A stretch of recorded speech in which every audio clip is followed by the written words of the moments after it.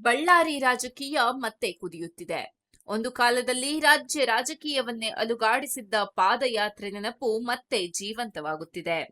2012ರಲ್ಲಿ ವಿಪಕ್ಷ ನಾಯಕರಾಗಿದ್ದ ಸಿದ್ದರಾಮಯ್ಯ ಅವರು ಬಳ್ಳಾರಿಯ ರೆಡ್ಡಿ ಸಹೋದರರ ವಿರುದ್ಧ ಕೈಗೊಂಡ ಪಾದಯಾತ್ರೆ ಕೇವಲ ಒಂದು ಪ್ರತಿಭಟನೆ ಅಲ್ಲ, ಅದು ರಾಜ್ಯ ರಾಜಕೀಯದ ದಿಕ್ಕೇ ಬದಲಿಸಿದ ಘಟನೆಯಾಗಿತ್ತು. ಅದೇ ಪಾದಯಾತ್ರೆ 2013ರಲ್ಲಿ ಕಾಂಗ್ರೆಸ್ ಅಧಿಕಾರಕ್ಕೆ ಬರಲು ದೊಡ್ಡ ಬುನಾದಿಯಾಯಿತು. ರೆಡ್ಡಿ ಬ್ರದರ್ಸ್ ರಾಜಕೀಯವಾಗಿ ಹಿನ್ನಡೆ ಅನುಭವಿಸಿದ್ದು ಕೂಡ ಅದೇ ಸಮಯದಲ್ಲಿ. ಈಗ ಅದಕ್ಕೆ ಪ್ರತಿಯಾಗಿ ಹಳೆ ಲೆಕ್ಕ ಚುಕ್ತಾ ಮಾಡೋ ಯತ್ನ ಆರಂಭವಾಗಿದೆ ಅನ್ನೋ ಮಾತು ರಾಜಕೀಯ ವಲಯದಲ್ಲಿ ಜೋರಾಗಿ ಕೇಳಿ ಬರ್ತಿದೆ. ಇತ್ತೀಚೆಗೆ ಬಳ್ಳಾರಿಯಲ್ಲಿ ನಡೆದ ಗಲಾಟೆ ಈ ಎಲ್ಲದಕ್ಕೂ ಇಂಧನ ಹಾಕಿದಂತಾಗಿದೆ. ಕಾಂಗ್ರೆಸ್ ಶಾಸಕ ನಾರಾ ಭರತ್ ರೆಡ್ಡಿ ಹಾಗೂ ಬಿಜೆಪಿ ಶಾಸಕ ಗಾಲಿ ಜನಾರ್ದನ ರೆಡ್ಡಿ ನಡುವಿನ ಸಂಘರ್ಷ ತೀವ್ರ ಸ್ವರೂಪ ಪಡೆದು ಅಂಗರಕ್ಷಕರೊಬ್ಬ ಫೈರಿಂಗ್ ಮಾಡಿದ್ದ ವೇಳೆ ಕಾಂಗ್ರೆಸ್ ಕಾರ್ಯಕರ್ತ ರಾಜಶೇಖರ್ ಸಾವನ್ನಪ್ಪಿದ್ದು ಪರಿಸ್ಥಿತಿಯನ್ನ ಇನ್ನಷ್ಟು ಗಂಭೀರ ಮಾಡಿದೆ. ಈ ಘಟನೆ ಕೇವಲ ಸ್ಥಳೀಯ ಗಲಾಟೆ ಅಲ್ಲ, ಇದರ ಹಿಂದೆ ದೊಡ್ಡ ರಾಜಕೀಯ ಸಂಚು ಇದೆ ಎಂದು ಜನಾರ್ದನ ರೆಡ್ಡಿ ನೇರವಾಗಿ ಆರೋಪಿಸಿದ್ದಾರೆ.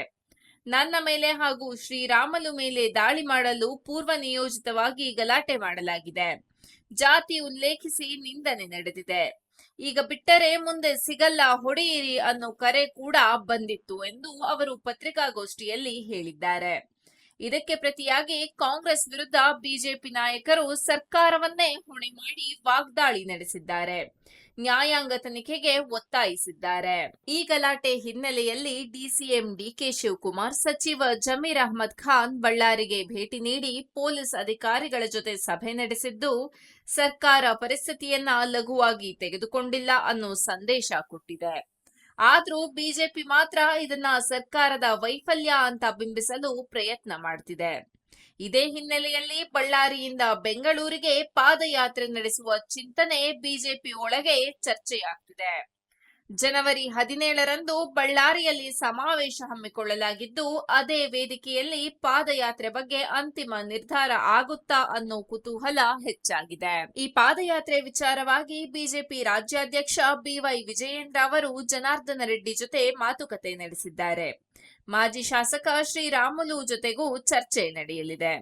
ಆದರೆ ಪಕ್ಷದ ಅಧಿಕೃತ ಅನುಮತಿ ಇನ್ನೂ ಸಿಕ್ಕಿಲ್ಲ. ಶ್ರೀರಾಮುಲು ಕೂಡ ಪಕ್ಷ ಏನು ಹೇಳುತ್ತೋ ಅದನ್ನೇ ನಾವು ಮಾಡ್ತೀವಿ ಅಂತ ಹೇಳುವ ಮೂಲಕ ಚೆಂಡನ್ನ ಹೈಕಮಾಂಡ್ ಕೋರ್ಟ್ಗೆ ಹಾಕಿದ್ದಾರೆ. ಇತ್ತ ಸಿಎಂ ಸಿದ್ದರಾಮಯ್ಯ ಮಾತ್ರ ಪಾದಯಾತ್ರೆ ಮಾಡೋದಕ್ಕೆ ನಾವು ಯಾರನ್ನೂ ತಡೆದಿಲ್ಲ, ಕಾಂಗ್ರೆಸ್ ಪಾದಯಾತ್ರೆ ಮಾಡಿದ್ದು ನಿರ್ದಿಷ್ಟ ಕಾರಣಕ್ಕೋಸ್ಕರ ಅಂತ ತಿರುಗೇಟು ನೀಡಿದ್ದಾರೆ. ರಾಜಕೀಯವಾಗಿ ನೋಡಿದ್ರೆ ಈ ಪಾದಯಾತ್ರೆ ನಡೆದರೆ ಬಿಜೆಪಿ ಇದನ್ನ ಸರ್ಕಾರದ ವಿರುದ್ಧ ದೊಡ್ಡ ಹೋರಾಟವಾಗಿ ಬಳಸಿಕೊಳ್ಳಲಿದೆ. ಕಾನೂನು ಸುವ್ಯವಸ್ಥೆ, ಗೂಂಡಾಗಿರಿ, ರಾಜಕೀಯ ಹಿಂಸಾಚಾರ ಅನ್ನೋ ಅಜೆಂಡಾ ಮುಂದಿಟ್ಟು ರಾಜ್ಯದ ಗಮನ ಸೆಳೆಯೋ ಪ್ರಯತ್ನವಾಗಲಿದೆ. ಸಿದ್ದರಾಮಯ್ಯ ಅವರಿಗೆ ತಕ್ಷಣದ ನಷ್ಟ ಅಂದ್ರೆ ಬಳ್ಳಾರಿ ಘಟನೆ ಸರ್ಕಾರದ ಮೇಲೆ ನೈತಿಕ ಒತ್ತಡವನ್ನ ಹೆಚ್ಚಿಸಬಹುದು. 2012ರಲ್ಲಿ ಪಾದಯಾತ್ರೆ ಮೂಲಕ ಜನಪ್ರಿಯತೆ ಪಡೆದುಕೊಂಡಿದ್ದ ಸಿದ್ದರಾಮಯ್ಯ ಈಗ ಅದೇ ಅಸ್ತ್ರ ಅವರ ವಿರುದ್ಧ ಬಳಸಿದ್ರೆ ರಾಜಕೀಯವಾಗಿ ಸ್ವಲ್ಪ ಅಸಹಜ ಸ್ಥಿತಿ ಎದುರಾಗಬಹುದು. ಆದ್ರೆ ಅನುಭವಿ ರಾಜಕಾರಣಿಯಾಗಿ ಅವರು ಇದನ್ನ ತಿರುಗಿಸಿ ಬಿಜೆಪಿಯ ಒಳಜಗಳ, ಹಳೆ ವಿವಾದಗಳತ್ತ ಚರ್ಚೆ ಕೊಂಡೊಯ್ಯುವ ಸಾಧ್ಯತೆ ಕೂಡ ಇದೆ. ಜನಾರ್ದನ ರೆಡ್ಡಿ ಮತ್ತು ಶ್ರೀರಾಮುಲು ಒಂದಾಗಿರೋದಕ್ಕೂ ಸ್ಪಷ್ಟ ರಾಜಕೀಯ ಕಾರಣ ಇದೆ. ಬಳ್ಳಾರಿ ರಾಜಕಾರಣದಲ್ಲಿ ಇವರಿಬ್ಬರ ಬಲ ಒಟ್ಟಿಗೆ ಬಂದಾಗಲೇ ಪ್ರಭಾವ ಜಾಸ್ತಿ. ಇತ್ತೀಚಿನ ಘಟನೆಗಳಲ್ಲಿ ಇಬ್ಬರೂ ಒಂದೇ ರೀತಿಯ ಆರೋಪ, ಒಂದೇ ರೀತಿಯ ಅಸಮಾಧಾನ ವ್ಯಕ್ತಪಡಿಸುತ್ತಿದ್ದಾರೆ. ಕಾಂಗ್ರೆಸ್ ವಿರುದ್ಧ ಒಗ್ಗಟ್ಟು ತೋರಿಸಿದ್ರೆ ಮಾತ್ರ ತಮ್ಮ ರಾಜಕೀಯ ನೆಲೆಯನ್ನ ಮರುಪಡೆಯಬಹುದು ಅನ್ನೋ ಲೆಕ್ಕಾಚಾರ ಇದರ ಹಿಂದೆ ಇದೆ. ಜೊತೆಗೆ ಬಿಜೆಪಿ ಒಳಗೆ ತಮ್ಮ ಮಹತ್ವ ತೋರಿಸಿಕೊಳ್ಳೋ ಯತ್ನವೂ ಇದಾಗಿದೆ. ಒಟ್ಟಿನಲ್ಲಿ ಬಳ್ಳಾರಿ ಟು ಬೆಂಗಳೂರು ಪಾದಯಾತ್ರೆ ನಡೆದರೆ ಅದು ಕೇವಲ ನಡೆದು ಬರುವ ಕಾರ್ಯಕ್ರಮವಾಗಿರಲ್ಲ, ಅದು ರಾಜ್ಯ ರಾಜಕೀಯದಲ್ಲಿ ಹೊಸ ಚರ್ಚೆ, ಹೊಸ ಸಂಘರ್ಷ, ಹೊಸ ಸಮೀಕರಣಗಳಿಗೆ ದಾರಿ ಮಾಡಿಕೊಡಬಹುದು.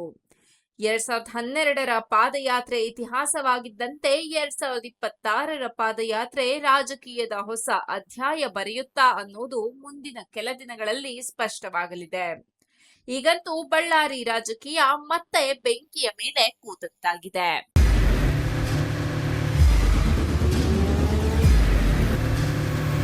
ಪ್ರಜಾಮಾರ್ಗ ನ್ಯೂಸ್, ಇದು ಜನಸಾಮಾನ್ಯರ ಧ್ವನಿ. ನಮಸ್ಕಾರ. ನೀವು ನೋಡ್ತಾ ಇದ್ದೀರಾ ಪ್ರಜಾಮಾರ್ಗ ನ್ಯೂಸ್. ರಾಷ್ಟ್ರದ ರಾಜ್ಯದ ರಾಜಕೀಯದ ಬಗ್ಗೆ ಹೆಚ್ಚಿನ ಸಿನಿಮಾ ಅಪ್ಡೇಟ್ಗಳಿಗಾಗಿ ಫಸ್ಟ್ ಲೈಕ್ ಮಾಡಿ, ಸಬ್ಸ್ಕ್ರೈಬ್ ಆಗಿ, ಹಾಗೆ ಫಾಲೋ ಕೂಡ ಮಾಡಬೇಕು.